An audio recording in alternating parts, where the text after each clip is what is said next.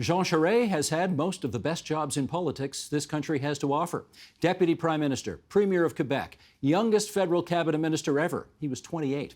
Leader of the old Progressive Conservative Party. And according to many observers, the true hero of the 1995 referendum battle in which the forces to keep Canada together prevailed by 1 percentage point. So, when he left politics a decade ago to join a prestigious law firm in Montreal, many people assumed he was done with public life. Apparently not. Let's find out why as we welcome the Conservative Party leadership candidate Jean Charest to our studio. It's good to see you again. Thank you, Steve. Thanks for making the trip here. And in the interest of full disclosure, I have to do this from time to time. Let me point out that my son, Zach, and you, and Queen's University's Stephanie Chouinard did a op-ed for the Globe and Mail once upon a time on the need for enhanced bilingualism in Canadian foreign policy. So we put that out there. Yes. In the interest very good piece, of full Steve. disclosure. Yes, I'm sure it was. I highly recommend it. Now let's start where the intro left off. Why the attempt to return to public life now? It's all about Canada. For me, it's all, my whole political life has been about the country, this country I love and cherish. And whether it's been the referendum in '95 or returning to or going to Quebec politics to lead the coalition of Federalists and the Liberal Party, it's all been about this country. And I have a way of putting it is that just being a citizen of this country is like winning the lottery, literally. And it's not difficult to appreciate that, especially in these times with the war in Ukraine and what's happening elsewhere in the world. So my deep belief in that, the unity of the country, because we're deeply divided right now, and the role of the Conservative Party. The Conservative Party of Canada has a historical role to play, and it's not fulfilling that role now, and that's why I'm running. All of those things were true, though, when Andrew Scheer became the leader and Erin O'Toole became the leader, and you declined to run those two times. What's different about now? Well, there is this cumulative effect. We have now lost 3 consecutive campaigns, 15, 19, 21. And, you could say that it isn't so much that Mr. Trudeau won in 19 and 21. The Conservatives lost both campaigns. In fact, Mr. Trudeau has the lowest percentage, I think, in the history of the country of voter support to form a government, even a minority government. So the party through this period has not been able to really get its act together and to present a national alternative that Canadians could turn to. And I think the unity of the country has suffered from that. And I put that on Mr. Trudeau, but the country also depends on Conservatives to offer that national alternative, to be the unifying force between East and West. And the reason, and that's the reason why I'm running. I see this, and I think I can unify the party and elect a national government. Do you think Mr. Trudeau has been so egregiously bad a prime minister? No one wants a bad prime minister.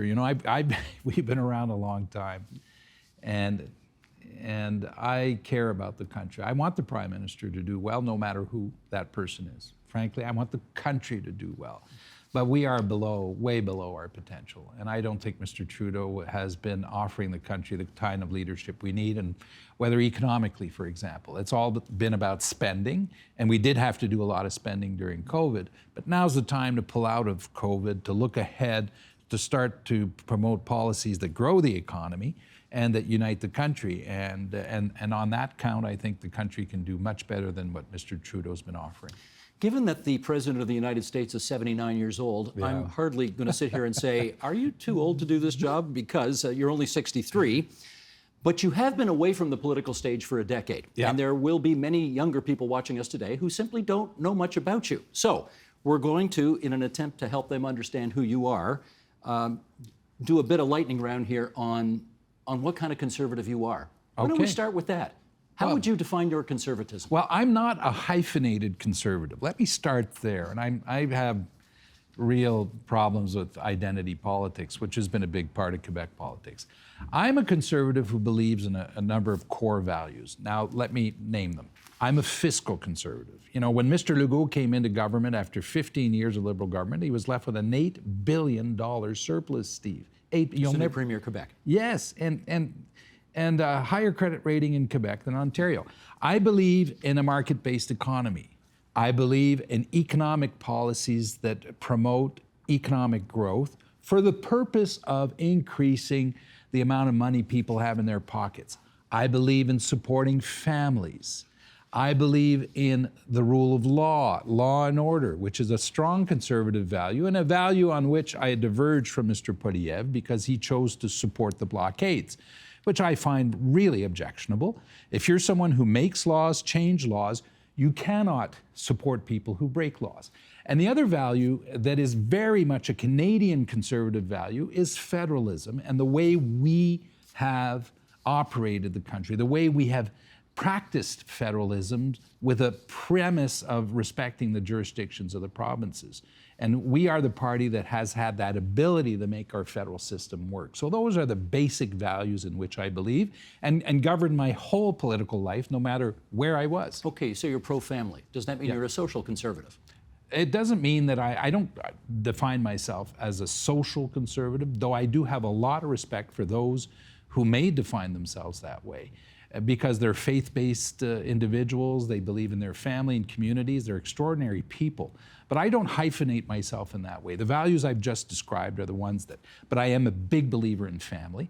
And by the way, social conservatives have a lot of great ideas to contribute on how we could support and further support families that we all need to pay attention to. How about legislating on abortion? Would you do that? Well, no, we're not going to return to that issue, and that's an issue we've dealt with.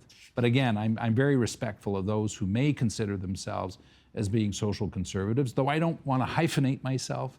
Neither, by the way, in this race do I want to, return to what we had in the past. That's not what this race is about. Well, I don't know this, but I bet the majority of conservatives are pro-capital punishment. Would you entertain the option of bringing that back?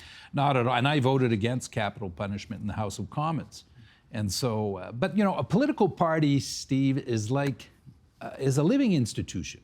It evolves through time, and every leader marks the party along the way. So the new leader will take the party as it is, and will then, as the job of the new leader, the job I will have is to unite that party and to give it some cohesion so that we're able to form a national government. You talked about creating more national unity in the country. Yes. Pipelines is one of those issues about which there's a great deal of difference. Yes. I know you've said you're the last guy who actually got pipelines in this country built. Yes. Having said that, there's a lot of people who think we ought not to build any more. Where are you on that today?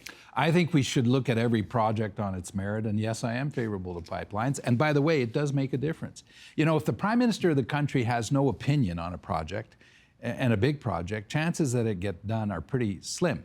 When in fact, understand what this is about. Companies are called to invest billions of dollars. No one's going to invest billions of dollars if they don't feel that the political leadership is backing up these projects. So yes, I believe in pipelines. I believe in the oil and gas industry. And yes, I think climate change is a real issue. And yes, I do think we can have a climate change policy that allows us to transition into decarbonizing the economy and do it in a smart way. And yes, I do believe in pricing, putting a price on carbon. That's all part of the things that we can do and that I have done in the past. Quebec has a carbon trading system with California that works fairly well, but that's for Quebec. It's not necessarily what should be applied elsewhere in the country. So those are the things that I believe in, and I just think we need smart leadership to get us from point A to point B. What does a price on carbon mean to you? Well, what it means is it's letting it's a very conservative approach, by the way, to dealing with climate, because it means you let the market operate in the choices that individuals will make. But the current climate tax or the current one, I would not have gone through with the increase of the 1st of April that Mr. Trudeau did. And I would revisit our climate policies and the carbon tax to make sure it's adapted to every province. And we'll come out with that during the leadership campaign. I'll speak to that with more detail so that people know exactly where we stand. The idea is that a carbon pricing cannot discriminate against rural Canadians. It cannot be a wealth transfer tax from one part of the country to the other. It has to be simple, it has to be flexible, and smart in the way that it is implemented so that we transition while using oil and gas. Europe put out their policy on transition where they very clearly say we are going to use nuclear and natural gas. Now, if they do it, so can we. And what we should do is a comprehensive policy that supports carbon capture and storage, hydrogen, green, blue, biofuels, and small modular reactors. That's the comprehensive approach we need to take. Do you worry that you're offside from the majority of people in your home province of Quebec who tend to be anti-pipeline and who are not big supporters of oil and gas? I've been criticized since the beginning of this race. I did an interview in a French radio a few weeks ago where the interviewer, a very popular show, said he was disappointed that I was favorable to pipelines, disappointed that I am favorable to the oil and gas industry. But you know what? If we are going to get things done, we need a leader in the party who's able to stand up in Quebec and say, these are the things I believe in. The problem part of the problem, Steve, is that we haven't had someone in Quebec who's spoken to these issues, who's championed these issues and said, here's why we should do it. Now, the war in Ukraine has brought forward two very real issues. One is security of supply, which no one thinks about unless there's a crisis, but that's a job for governments. But that, all of a sudden, Canadians realize, well, here we have something we should attend to and make sure we have security of supply.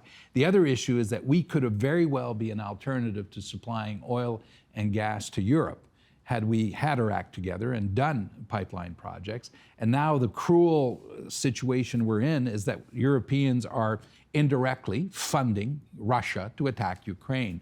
And so all of a sudden, there's a different view on these issues that we need to speak to if we're going to make better choices. If you were the Prime Minister today, how would Canadian policy vis-a-vis this war in Ukraine be different? Well, I would be very, very committed to giving lethal weapons to Ukraine. I think we have to do as much as we can. As much as I dislike the idea of lethal weapons, because it's just the reality of war, that we need to support Ukrainians in fighting back against Russia. But we're not very well equipped to do that because we have not really had a strong defense policy in the last few years. It's been very weak. The other thing is support by any other way through financing. And the third thing is refugees and being very, very much a helping hand for those Ukrainians who need to be supported as they find refuge and security. Some of them may choose to come here, and we have to be respectful of the fact they may choose to come here for a short period of time, a medium. We need to understand their particular circumstances. Some of them may choose to stay on forever, and that would be an extraordinary gain for the country. But those are three areas in which Canada needs to play a role. We are now going to find out how much of a sense of humor you have, because one of the realities of politics today, which did not exist when you were back in there in the 80s and 90s, is, holy smokes, social media. It's a whole new kettle of fish. Yeah. And here was your first attempt at it when you announced your candidacy. Sheldon, roll it, please. To all my followers who are joining us now, welcome. And welcome to this leadership campaign for the Conservative Party of Canada and for the future of Canada. We hope that you will follow us, but even better, join our team and join a group of men and women who are built to win. Now, the wonderful thing about social media is that almost instantly, millions of people tell you what they think about whatever it is that you do. Isn't that great? And the near unanimous verdict on that was terrible. That was not very good. Now, no. Why did you guys put that out? Well, because we wanted to launch the campaign. We had decided. It's one of those things that happen. You decide you're going to launch the campaign, and you go ahead and do it, even if you're not as prepared as you should have been, frankly. That's the simple reality of it. And then I announced it that day in Montreal. And I did an interview and then flew to Calgary because we wanted to make a point about me running for the whole country, not just part of the country. And so we did that. And then I came back. We went to British Columbia, came back, and then I get COVID of all things. Right. So which was fine. I've been fully vaccinated, and it was like a bad flu. And I spent a lot of time on the phone. But you know, it's one of those things where you make a decision that you're going to announce, you want to go ahead, and you're not as prepared as you should have been. I get what you wanted to do, but the only thing that emerged from those two things, the trip to Calgary and that video, was that people asked, what's the Red Cup doing in the foreground? Right. And why was the Calgary event such a bust? So what well, are the it two? it wasn't a bust. It wasn't great. Come on, it wasn't great. I was there. I enjoyed it. It was a great event. I'm sure you enjoyed it. I had a great time, and I delivered a good speech, and the message was compelling because it said the message for Calgary and Alberta was this: I want to be a prime minister for Calgary and Alberta. This isn't just about one part of the country. And I think that's a pretty important message for them. For sure. How many people were in the room to hear it? Well, I think we probably had a few hundred people in the room at the time. It's not like 1,000 in Edmonton. No, but let's be careful about it. This is a leadership race about memberships, and we have until the 3rd of June to sign up new members.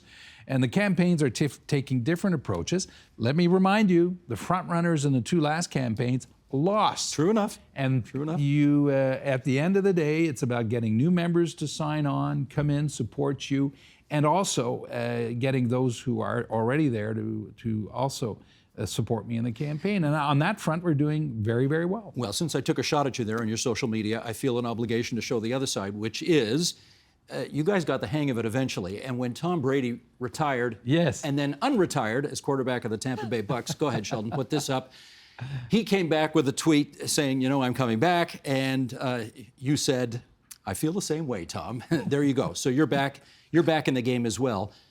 The fact is, every objective observer says Pierre Poilievre is running circles around everybody else in the race as it relates to social media. And whether we like it or not, that's where a lot of people go to get their political information nowadays. Yeah. Are you worried you're being left behind? I'm the underdog in this race. I know that. I've been the underdog all my life. I've never run a race where I had the wind in my back. It's the way I am. And I used to joke for the Quebec media that I wasn't good at winning polls. I'm better at winning election campaigns. So I'm fine with the way things are right now. And Mr. Poilievre can run his campaign.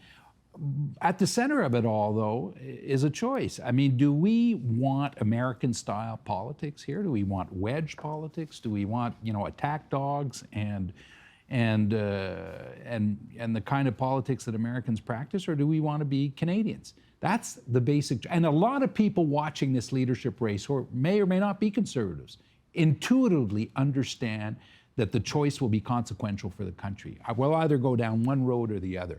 I stand on the side of Canada, and I want to be a Canadian conservative. And that's a distinct choice in this leadership campaign. Do you think Poilievre equals Trump in this race? I wouldn't compare him to someone else. I think he is who he is, and he made choices. One of them is supporting the blockades.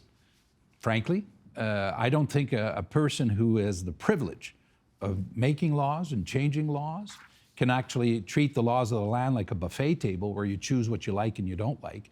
That's not part of the job. In fact, it's a higher responsibility and a very critical one. And you need a leader who has the judgment to resist what may be popular and do what is right. But his pitch is freedom. His pitch is, I'm going to make this country the freest in the world. Well, I'll give you an example on that. Bill 21 in Quebec. I was premier when it was suggested that we outlaw religious symbols, and I said no. And it would have been more popular for me, Steve, to say yes. Mm-hmm. And I said no, as a question of principle. That's a question of leadership. Now, on Bill 21, when it came out, I said publicly that I was opposed to it. And this was way before the leadership race. I've taken a position in Quebec that's unpopular, where I've said that if this goes to the Supreme Court of Canada, that my government will speak to it. Mr. Poilievre talks of freedom, but he says he will not defend Canada in the Supreme Court of Canada or Canada's position. So what does freedom mean if that's his position?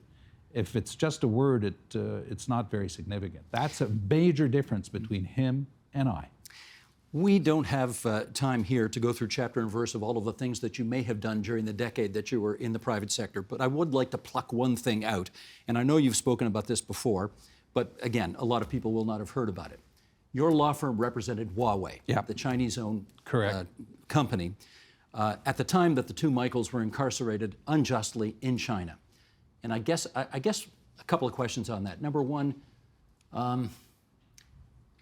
do you think you have a problem with conservatives today, given your work for Huawei then?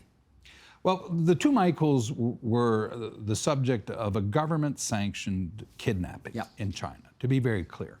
And and there was never any doubt about that. And in the work that I did with Huawei and with Veena Najibullah, who's the wife of Michael Kovrig, with whom I had a lot of interactions, we worked hard so that we could sort that out and get the two Michaels back. And I'm proud of that. We did that. I did that work. And she confirms that, by the way. For the rest, I never did or represented anyone whose interests were contrary to the interest of my own country. And that's the basic rule. I don't have to. I don't need the work. I don't need the money. in anything that I've done, I've always respected the fact that whatever I am involved in, it's always aligned with the interest of my own country. Otherwise, I wouldn't do it. Can I just understand, are you saying you played an active role in securing the release of the two Michaels? We played, when I say we, the law firm and myself, in working to secure the release of the two Michaels. I worked with Vina Najibullah, who was the wife of Michael Kovrig, and we had several conversations, and she made a statement about this. So, and of that I am proud. And I have never refrained an instant from criticizing the communist regime or the Chinese regime in China. Whether during this whole episode, whenever asked about China, I gave my frank opinion without any other consideration that what I thought was the interest of Canada.